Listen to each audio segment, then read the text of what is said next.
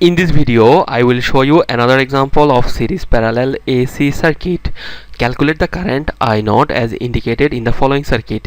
See, in this circuit, the current I naught is the current that is flowing through this branch. That means the branch that is containing the impedance 2 minus J1 ohm. Okay, now see, this is our total circuit. Whenever we have to calculate the voltage or current in a branch or across a branch. Okay, now see, in that case, at first you have to identify the total current IT that is supplied by the source. If the source is a current source, that means the IT is already given. But whenever we will have a voltage source like this, see here Vs equal to 100 0 degree. This 100 will indicate the RMS value of voltage, and this 0 degree will indicate the initial phase of this voltage. At first you have to calculate the total current IT. So how do we calculate the total current IT in this circuit? See, the voltage source is connected between this terminal to this terminal. See, this is the positive terminal and this is the negative terminal. This indicates that during positive half cycle this terminal will be at higher potential and this terminal will be at a lower potential. Therefore, during first half cycle our current will be flowing in this direction. Okay, now see, we know the value of total voltage supplied in this circuit. If we can calculate the total impedance with respect to those two terminals in which the voltage source is connected, that means if I calculate the ZT, if I divide this Vs with this total impedance, total voltage Vs by total impedance ZT, that will be our total current IT in the circuit. Now see, the source will supply a current IT in the circuit. At first it will divide into two portions. One will go through this path and another will go through this path. Now see, this will get combined with this current at this terminal, and in this direction I will get the same current IT flowing.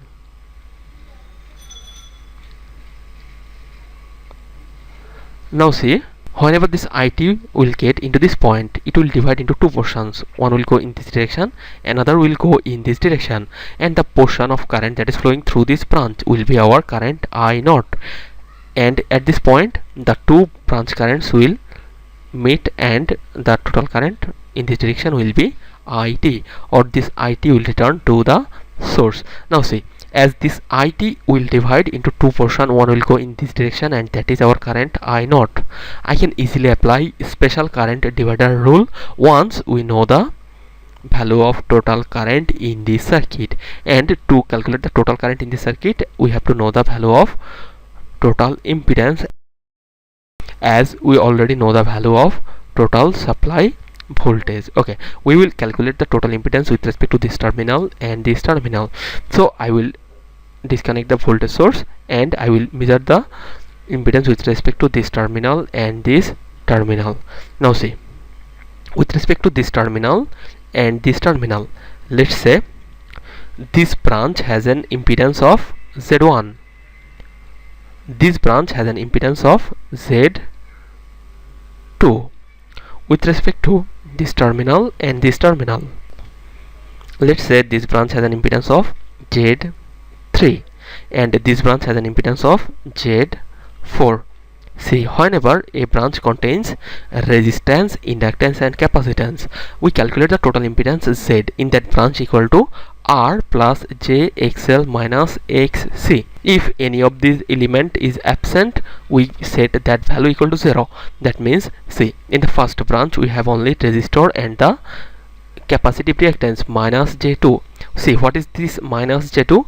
See, in a capacitor, our capacitor offers opposition to current flow is capacitive reactance, and in phasor form X is written as minus JXC. Okay, now see, in this branch in which the impedance is Z1, here we don't have any inductive component, so XL will be equal to 0. So here you will see our impedance Z1 will be equal to 2, that means R minus JXC, 2 minus J2. Now look at this branch. In this branch we don't have any resistor, therefore its component will be 0, and we don't have any capacitor, so its component will be 0. So our Z2 will be equal to J 4. Now see, with respect to this terminal and this terminal, one end of this Z1 will be connected at this point and one end of this Z2 will be connected at this point. One end of this Z1 will be connected at this point and another end of this Z2 will be connected at this point. So I can say that Z1 and Z2 are parallel.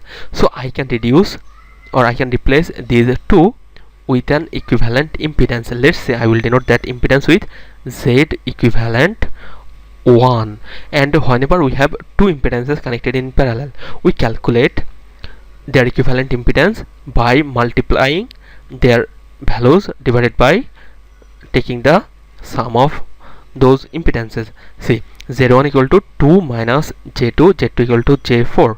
So Z equivalent 1 will be equal to Z1 into Z2 divided by Z1 plus Z2. Here Z1 is 2 minus J2, 2 minus J2 into J4. Z1 into Z2 divided by Z1 plus J2, 2 minus J2 plus J4. Therefore, you will see our Z equivalent will be equal to 4 plus J0. Here this J0 will indicate that there will be no inductor or capacitor. We will have only a resistor whose resistance will be 4 ohm. Now see, what will be the impedance of this branch? I have denoted that impedance with Z3. Here we don't have any resistor or capacitor, so R and XC will be equal to 0. So Z3 will be equal to J2. Now look at this branch. In this branch we have only this resistor and this capacitive reactance minus J1. Therefore this XL will be equal to 0. Our Z4 will be equal to 2 ohm minus J1.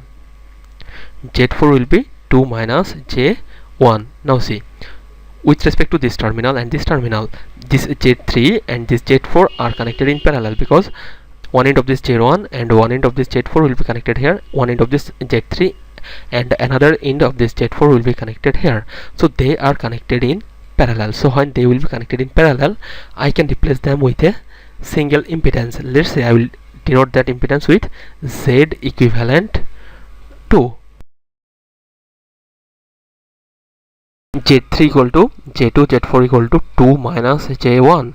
As Z3 and Z4 are in parallel, therefore we can replace them with Z equivalent 2. Whenever two impedances are connected in parallel, their equivalent impedance is equal to Z3 into Z4 divided by Z3 plus Z4. Z3 is J2, J2 into 2 minus J1, and J3 is equal to J2 plus 2 minus J1. Therefore you will see our Z equivalent will be equal to 1.6 plus J1.2. This indicates that this will be our resistor,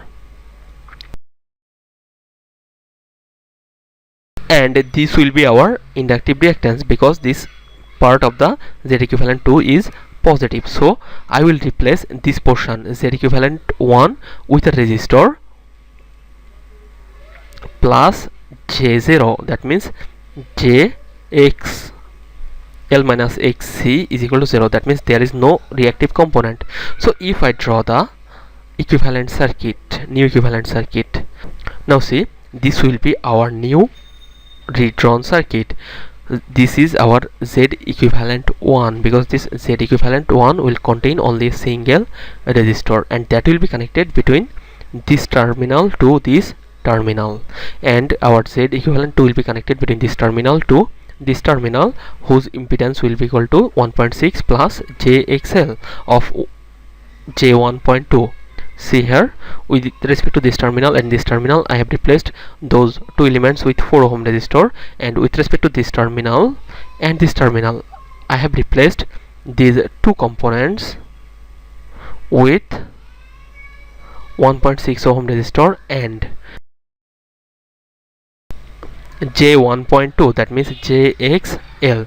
So this will be our simplified circuit. Now see, with respect to this terminal and this terminal, this 4 ohm, this 1.6 ohm and this J1.2, they all are connected in series. Therefore our total impedance of the circuit ZT will be equal to 4 plus 1.6 plus J1.2. So I will get 5.6 plus J1.2 in polar form, which will be 5.75. phase angle will be 12.09 degree. Now see, we know the value of total impedance. So what will be the value of total current? Here our Vs is given by 100 phase angle 0 degree and Zt is given by 5.75 phase angle 12.0209.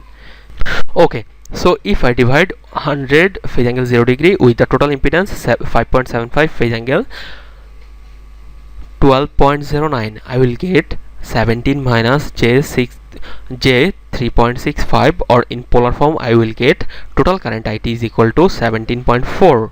Phase angle will be minus 12.09.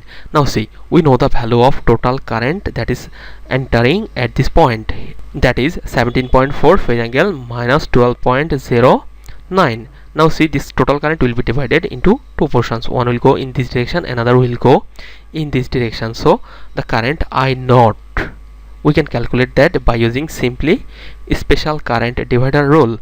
That means if I want to calculate the current in this branch, I will take the impedance of opposite branch. That means I will take Z3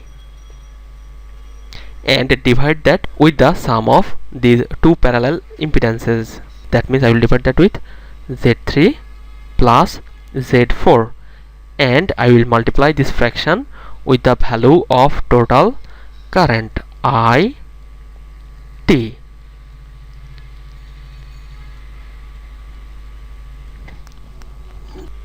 So the current through this path I naught is equal to Z3 by Z3 plus Z4 into IT. Here total current IT is equal to 17.4 phase angle minus 12.09. I naught equal to Z3 by Z3 plus Z4 into IT. IT is equal to 17.4 phase angle minus 12.09.